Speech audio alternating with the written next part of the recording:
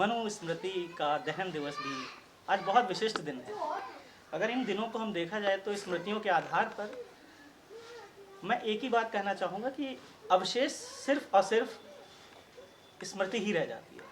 तो उन्हीं स्मृतियों को संकलित करने के लिए उद्देशिका फाउंडेशन की ओर से मैं सुमित एक प्रयास कर रहा हूँ। मेरे परम आदरणीय, जिनका मैंने आज तक सिर्फ नाम सुना, अपनी 37 वर्ष की आयु में आज पहली बार मैं उनसे मुखातिब हो रहा हूँ, श्री महेंद्र पाल सिंह। और आप सभी इनको नहीं जानते होंगे क्योंकि आप लोगों ने भी मैक्सिमम नाम ही सुना होगा। और बहुत से बच्चों को जो मैं कहानियाँ सुनते हैं आप अपने घरों में कि एक डीएम साहब हैं अपने गांव में, एक डीएम साहब है अपने गांव में, आज वही डीएम साहब के साथ मैं बैठा हूँ। ये मेरे जीवन का शायद सबसे अनमोल पल होने जा रहा है और मैं आदरणीय से आशीर्वाद लेना चाहता हूँ और प्रारंभ करता हूँ अपनी वार्ता कि सर, उन परिस्थितियों में पहुँचना एक संघर्ष की बात है सर। उस अनुभव को कृपया साझा करें जिससे कि और लोगों को मार्गदर्शन मिले सर। आपने तो बात जो है बचपन की प्रारंभ की है, और बचपन की अगर हम बात करें तो वास्तव में हम लोग अपने आप को सौभाग्यशाली महसूस करते हैं इस बात के लिए कि जब हम लोगों ने प्राथमिक और उच्च प्राथमिक की शिक्षा पूर्ण की है तो चाहे तो कृषि मास्टर साहब की बात की जाए और चाहे हमारे ही गांव के करण मास्टर साहब थे जो कि हम लोगों को अंग्रेजी पढ़ाते थे, और भी अध्यापक रहे हैं, चाहे हिंदी के रहे हों, सभी अध्यापकों आज भी हम इस स्थिति के अंदर बने हुए हैं। और सामान्य रूप से जब कभी भी बात होती है तो हम कभी मीटिंग्स में, कभी शिक्षकों के बीच में मैं इस बात को लगातार कहता हूँ कि अगर आज अंग्रेजी अगर हम अच्छी तरह से पढ़ सकते हैं और अच्छी तरह से लिख सकते हैं और यहाँ तक कि हम अच्छी तरह से बोल सकते हैं तो उसके लिए हमारे दो ही शिक्षकों का योगदान है। उसमें प्राथमिक और अपर प्राइमरी लेवल पे तो मास्टर करण सिंह जी का, और दूसरा मैं जब हाई स्कूल और इंटर में था तो हमारे जो शिक्षक थे चौधरी बसंत सिंह जी, जो मैं कृषक इंटर कॉलेज मोहाली सीतापुर से मैंने पढ़ा था, उन दो लोगों का ही योगदान है। क्योंकि मैंने पिताजी ने शुरू से ही हमको कृषि क्षेत्र में डाला। मैंने हाई स्कूल भी कृषि से किया, इंटर भी कृषि से किया और उसके बाद बीएससी एजी, एमएससी एजी और पीएचडी में बीएचयू गया था। तो इन सारी चीज़ों में मैं पुनः कहना चाहूँगा कि हाई स्कूल के बाद अंग्रेजी लगभग कृषि क्षेत्र में छूट जाती है, केवल हाई स्कूल तक ही है। कृषि का अगर आप विद्यार्थी हैं तो केवल हाई स्कूल तक अंग्रेजी रह जाती है। तो उसमें बार बार मतलब जितना भी उनको याद करूं, जितना भी उनको मैं आभार व्यक्त करूं, वो शायद पूर्ण नहीं हो सकता है। केवल दो शिक्षकों का ही योगदान है कि आज मुझे किसी भी क्षेत्र में, अंग्रेजी के क्षेत्र में कोई दिक्कत नहीं होती। दूसरा मैं अगर कहना चाहूँगा, जहाँ तक कृषि मास्टर साहब का है, बचपन से ही हम लोग साथ में रहे हैं और उन्होंने हमको पढ़ाया है। उन्होंने हमको कार्य करने, मेहनत करने की आदत डाली। आज जो आपका उच्च प्राथमिक विद्यालय है, हम लोगों ने वहाँ के जो आज कृषि फार्म खाली पड़ा हुआ है, हम लोगों ने उस कृषि फार्म पे काम करते थे और काम करने के साथ साथ वो हम लोगों को शाम को भी जो पढ़ाया करते थे। उस समय का समय था, उसमें पिटाई भी होती थी। आज की डेट में तो हाँ, सब जो सत्य है वो मैं आपके बीच में बता रहा हूँ, उसमें पिटाई भी होती थी। हम लोग बल्कि 3 विद्यार्थी विशेष रूप से थे। बालक राम मास्टर साहब थे जो हम लोगों को पढ़ाया करते थे, हिंदी पढ़ाते थे। उनके बेटे थे अजय यादव जी, और एक जो शत्रुघ्न जी हैं उनके भांजे थे विश्राम सिंह, हम लोग मुन्ना कहते। हम लोग 3 लोगों को हम लोग उनके साथ मास्टर साहब के साथ रह के पढ़ा करते थे। तो वास्तव में अगर मैं कहा जाऊँगा तो और माता पिता के बारे में मैं कहना चाहूँगा, एक घटनाक्रम आपको सुनाना चाहूँ कि हम लोग जब 6, 7, 8 में पढ़ते थे तो यहाँ पे बुद्धपाल जी थे, मेवाराम जी के भाई जो थे। तो ये घटना हमें याद है कि मास्टर साहब ने क्लास में पीटा होगा और पीटने के बाद पता चला कि हमको कुछ ज़्यादा लग गया होगा या कुछ जो भी रहा हो, नहीं लग रहा है कि कोई ऐसी स्थिति खड़ी हुई थी जिसके कारण कहीं शिकायत वो चीज़ होनी चाहिए थी। बुद्धपाल ने आके अपने भाई को बताया, मेवाराम जी को बताया, और पता चला गांव के रहने वाले, वो तो बाहर के थे, और ये सब लाठी लेके पहुंच गया तो आपको मारेंगे, मास्टर जी को मार लेंगे हैं। तो उसका प्रतिफल ये हुआ कि उन्होंने बुद्धपाल को पढ़ाने में अपनी रुचि हटा ली, और रुचि हटाने का प्रतिफल ये हुआ कि उनकी पढ़ाई वहीं पे बंद हो गई। और हम लोगों को कभी कभी रह ही नहीं रहा, कभी घर परिवार की तरफ से भी नहीं रहा है कि हाँ पीटा गया, मारा गया, कोई चीज़ है, हमें तो पढ़ना है, काम करना है, उतना होता था। तो एक शिक्षक कभी भी अपने बच्चों के प्रति ये द्वेष नहीं रखता है कि मैं इसको किसी द्वेष के भाव से पिटाई कर रहा हूँ। बच्चे को कहीं न कहीं उसके हित को लेते हुए, कहीं कहते हैं ना कि दो चीज़ें होती हैं, एक रिवार्ड होता है और एक पनिशमेंट होता है, जिसको कि हम लोग पुरस्कार और दंड के रूप में कहते हैं।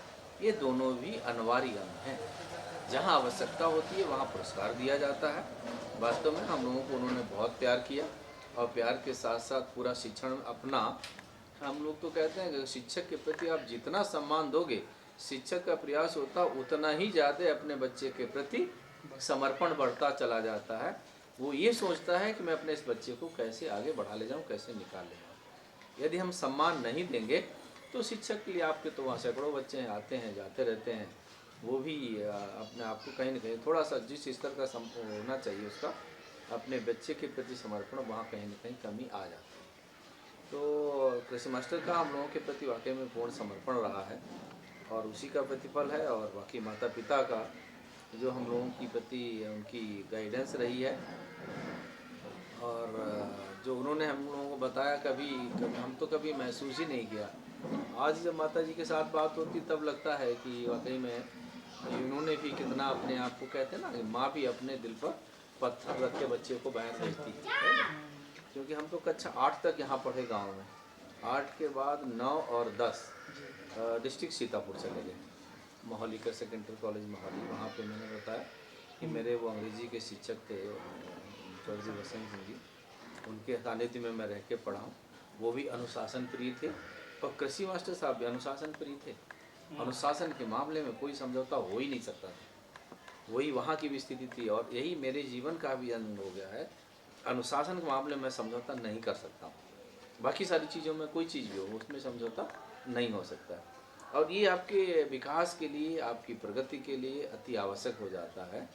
मेहनत तो करनी है, साथ साथ में दूसरों से गाइडेंस भी लेनी पड़ेगी, और तीसरी चीज़ होती है अनुशासन में तो रहना पड़ेगा।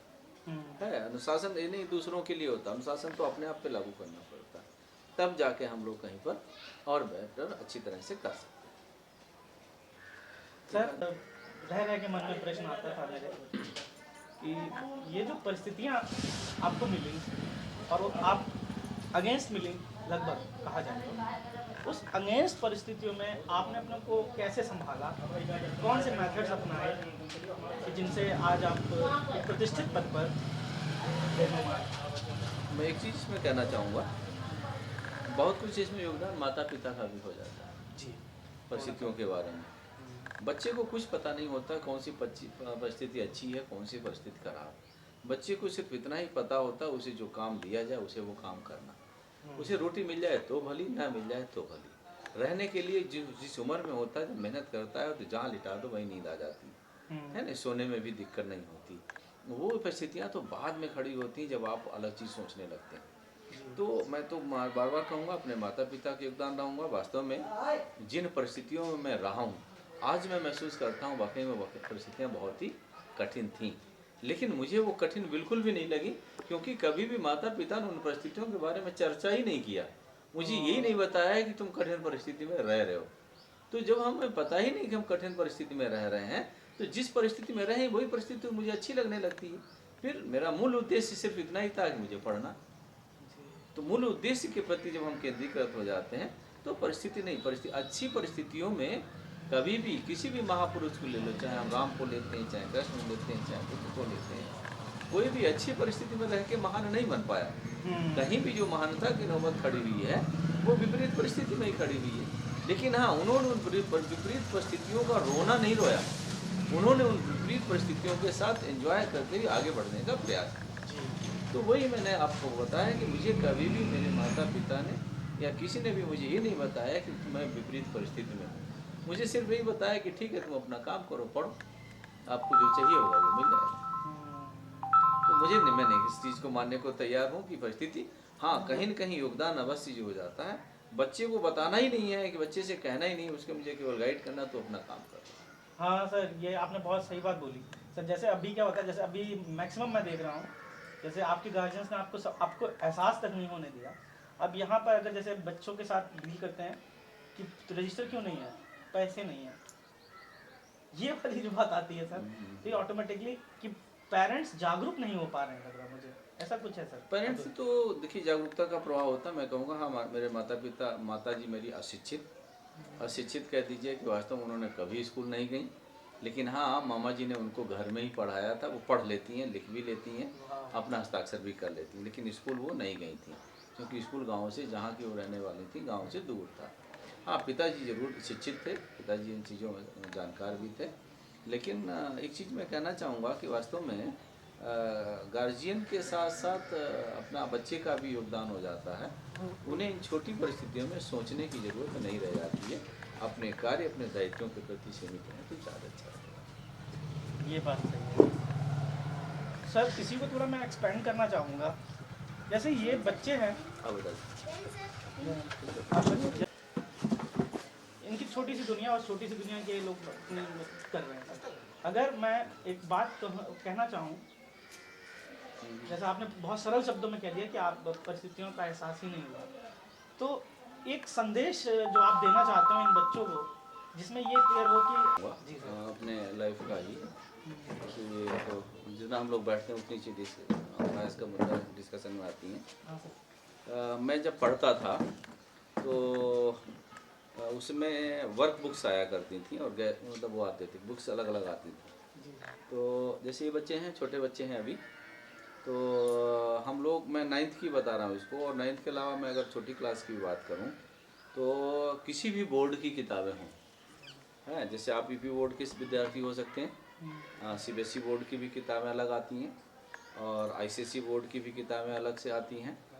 तो हमको उस क्लास की, एक तो उस क्लास की हमको हर तरह की हर किताब को मुझे करने की ज़रूरत है, पहली चीज़। दूसरी चीज़, अगर आपको आगे बढ़ना है तो आप जिस क्लास में पढ़ रहे हैं उस क्लास से एक क्लास तो कम से कम आगे आपको बढ़ना ही पड़ेगा, और कर सकते हैं आराम से, कोई दिक्कत नहीं। लगभग पढ़ने और पढ़ाने का तरीका यही होता, मैंने किया है इस चीज़ को, कि अगर बच्चा 4 में है तो 4 की किताबें तो अपनी ख़त्म कर डालता है, बहुत जल्दी होता है, बहुत टाइम होता है। थोड़ा बहुत कहीं टीचर की मदद लेगा, वो उसमें जाएगा तो आसान हो जाता है। 4 के साथ साथ वो 5 की किताब, अपना अगर पैसे की प्रॉब्लम है तो किसी के साथी की पुरानी किताबें ले सकता है, वहाँ से आप उठा सकता है। और मैं अपना बता रहा हूँ कि जब मैं पढ़ा करता था तो मैं दुकान से, मैंने किताब वाली दुकान से मेरा संपर्क था, मैं उसके यहाँ जाके बैठता था, जो भी भाव प्रभु जाने थे, याद नहीं चाहूँगा, और मैं उससे 2 रुपये में उसमें किताब रात भर के लिए लाया करता था। किराए पे किताब मिल जाती, किराए पे ना, 2 रुपये में किराया दिया। उसमें मैं इसकी बात कर रहा हूँ 80 की है, 80 और 82, हाई स्कूल की ज़्यादा, 82 में, 84 2 रुपये के लिए हम समय तो बहुत हो गया। हाँ 2 रुपये में एक रात के लिए किताब मिलती थी, और 2 दिन में, 2 रात में हमने किताब ख़त्म करके लौटा लाता था, डालते किसी भी किताब को। जब मेरा, जैसे मेरी क्लास है, मैं 9th का हूँ विद्यार्थी हूँ, या मैं 10th का विद्यार्थी हूँ, तो 10th में जब हम पढ़ रहे हैं तो हमने अपनी किताब सब ख़त्म कर डाली, अब हमें कुछ नया चाहिए, तो हम नया अगर करेंगे, जितना हम अभ्यास कर लेंगे उतना ही हमारा अच्छा होता जाएगा। उसके लिए फिर मैंने दुकान से मेरा संपर्क था, मैं रात में किताब लाया करता था, करके 1 दिन में या 2 दिन में वापस कर जाता। कभी वो हमारे पैसे छोड़ भी देता था। होता है बच्चों के प्रति एक होता है, हर व्यक्ति का एक अपना लगाव होता है, चलो कोई बात नहीं, तुम जाओ। तो हमको पढ़ना है, और पढ़ने के लिए कहीं आर्थिक स्थिति भी खराब हो रही, कोई दिक्कत हो रही तो पढ़ा डालो, बिना किसी, आप इस बात को भी मत सोचो कि हमको पैसा ही मिलेगा। पैसे पढ़ाने के लिए बहुत सारी चीज़ें कहते हैं ना, नेकी कर दरिया में डाल।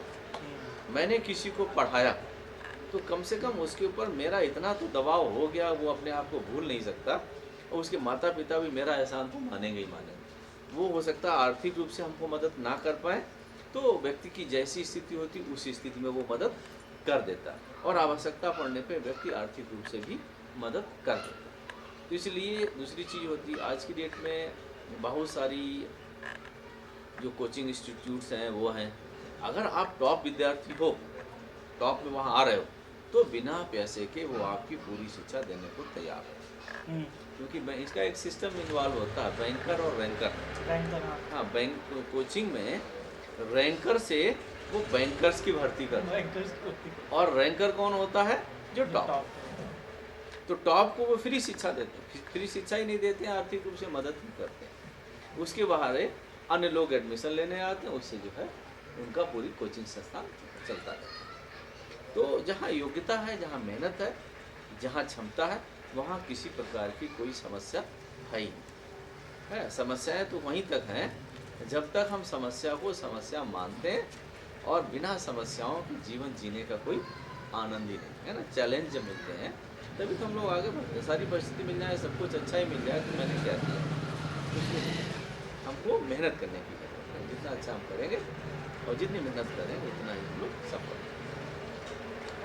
हमारा 85 मतलब मेरा तो जन्म ही हुआ 95 तो 95 बैच से अगर कहा जाए कजरी से आपके स्तर तक कोई भी नहीं पहुंचा, तो उसके लिए सर आप क्या समझ रहे हैं, मतलब आपके अनुसार क्या हो सकता है सर? कहीं कहीं शिक्षा के स्तर की कमी है ना सर? और शिक्षा के प्रति जो जागरूकता होनी चाहिए वो कमी है। जबकि हमको लगता है ना, तात्कालिक तात्कालिक रूप से हमको लगता भी है कि शिक्षा में बहुत व्यय हो रहा है, ऐसा कुछ नहीं है। हम लोग पहले से ही भयभीत हो जाते हैं, बहुत व्यय होता है, ऐसा नहीं है। अगर आप अच्छे निकल रहे हैं तो वह नहीं, आपको स्कॉलरशिप हर जगह मिलती है जी हैं, और अपने संसाधनों को सीमित कर लो, अपने आप को किताबों तक जोड़ के चलो, तो दिक्कतें नहीं। हमको अगर अपने कपड़े खरीदने के लिए व्यय करना है तो हम नहीं करेंगे, हमको किताब खरीदने के लिए हम व्यय करेंगे। भाई स्कूल में क्या होता है? ड्रेस होती है, उसी ड्रेस को पहनना है, बहुत ज़्यादा हमें कुछ चेंज करने की ज़रूरत ही नहीं है। तो हम अपनी आवश्यकताओं को सीमित कर सकते हैं, सीमित आवश्यकताओं को करके जहाँ ज़रूरत है किताबों में व्यय करके हम आगे बढ़ सकते हैं, उसमें मैं नहीं दिक्कत महसूस करता। बिल्कुल सही बात है सर। और हायर एजुकेशन है तो वहाँ स्कॉलरशिप मिल जाए, हर स्तर पर स्कॉलरशिप, योग्य बच्चे के लिए, मेहनती बच्चे, और वो जो मैं कुछ करूँ ना और मुझे मिल जाए उसको तो नहीं करें। जैसे आने वाली 26 जनवरी वो तो सर आप उपस्थित हो नहीं पाएंगे यहाँ पर, आप अपने आओगे सर।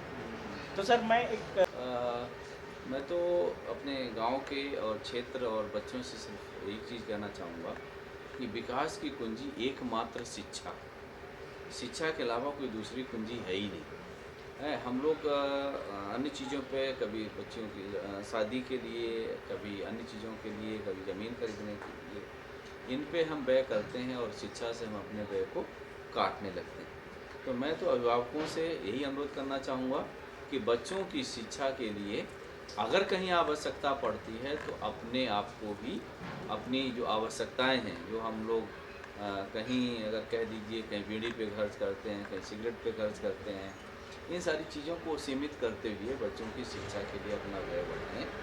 और बच्चों से अनुरोध करना चाहूँगा कि माता पिता वाकई में पूर्ण रूप से मैं समर्पण करते हैं, और उनका दायित्व बनता है कि जो उस समय उनको दायित्व मिला है शिक्षण का, उसमें अपनी पूरी निष्ठा और पूरी लगन के साथ लगें और पूरी पढ़ाई करें। जहाँ कहीं मैंने कहा कि शिक्षा का स्तर तो इस बात से निर्धारित होता है कि आप जिस कक्षा में पढ़ रहे हो उससे निचली कक्षा को क्या आप पढ़ा सकते हो? अगर आप नहीं पढ़ा सकते हो तो आप उस स्तर के भी नहीं हैं। होना तो ये चाहिए कि आप जिस कक्षा में आप पढ़ रहे हैं उस कक्षा के विद्यार्थियों को पढ़ा सकें। मैंने किया है इस काम को, मैं अपने आप के शिक्षकों के लिए इसके लिए आभार व्यक्त करूँगा कि उन्होंने मुझे इसके लिए इस योग्य बनाया। और अगर आप जिस कक्षा में पढ़ रहे हो उस कक्षा को पढ़ा सकते हो, तभी आप उस कक्षा के योग्य और आप अच्छे विद्यार्थी में रहेंगे। और अच्छा कर सकते हैं तो जिस कक्षा में पढ़ रहे हैं उससे 1 या 2 कक्षाएं ऊपर तक की जो सिलेबस है, कोर्स है, उसको भी आप करें, तो उसके बाद कोई भी कॉम्पिटिटिव एग्ज़ाम्स में आपकी सफलता रोक नहीं सकता है। आप मेहनत करेंगे पूरी निष्ठा से, पूरी लगन के साथ, अपने माता पिता आपको पूर्ण सहयोग देंगे, आपको मिलेगा, आप अपनी सफलता पा सकते हैं। मेरी शुभकामनाएं हैं सभी के लिए कि आप मेहनत करें, अपने माता पिता के लिए एक सहयोगी के रूप में खड़े हों, है उनकी एक प्रॉपर्टी बने। है माता पिता की सबसे बड़ी प्रॉपर्टी उनके बच्चे ही होते हैं। प्रॉपर्टी वो नहीं है कि मेरा खेत कितना है, मेरा घर कितना बड़ा है, मेरे पास गाड़ी कितनी है, ये प्रॉपर्टी नहीं है। प्रॉपर्टी है तो केवल उसके बच्चे हैं। और अभिभावकों से भी मैं अनुरोध करूँगा कि बच्चों को थोड़ी पढ़ाई में, पूरी लगन मेहनत में उनका सहयोग। धन्यवाद। जिस चीज़ में जिस काम को करने के लिए आपका मन करता है ना, एक उदाहरण के रूप में हो जाता है कि एक हम लोगों क्या कहा जाता है, अगर किसी महिला को अपने मायके जाना तो रात भर नींद नहीं आती है, सवेरे की ट्रेन उसे पक्की मिलेगी, छूट नहीं सकती। और अगर उसे ससुराल जाना है तो वो ट्रेन छूटने की पूरी संभावना व्यक्त रहती है। एक उदाहरण के रूप में इस चीज़ को कह रहा हूँ, किसी के ऊपर मेरा वो कमेंट नहीं है। तो इसी चीज़ को मैं जोड़ के यहाँ कहना चाहता हूँ, जब आप किसी काम को करने के लिए मन से चाहते हैं तो ना कोई मोबाइल याद आता है, ना कोई और चीज़ आता है। जब आप उसमें मन से है ही नहीं, आधे मन से हैं, तब तो फिर आपका मन इधर उधर भटकेगा ही, बहेगा ही। तो जिस काम को करना है पूरी निष्ठा, पूरी हमने अपना लक्ष्य निर्धारित किया है। कहा जाता ना, अर्जुन रात दिन प्रैक्टिस करते थे, तब जाके धनुर्धर बन पाए ना, विश्व के सबसे धनुर्धर बन पाए। तो जिस काम को मुझे करना है पूरी निष्ठा, पूरी लगन के साथ करना है। मोबाइल का कोई मुद्दा ही नहीं होता है। मोबाइल में तो मिस्ड कॉल आएगी, देखेंगे है कोई ज़रूरी है हमको टेलीफोन ऑपरेटर तो है नहीं कि टेलीफोन ऑपरेटर के रूप में जब फोन आया उसी से बताना, हाँ मिस्ड कॉल है, अब नहीं है, बात मिला। तो अगर हमें इस काम को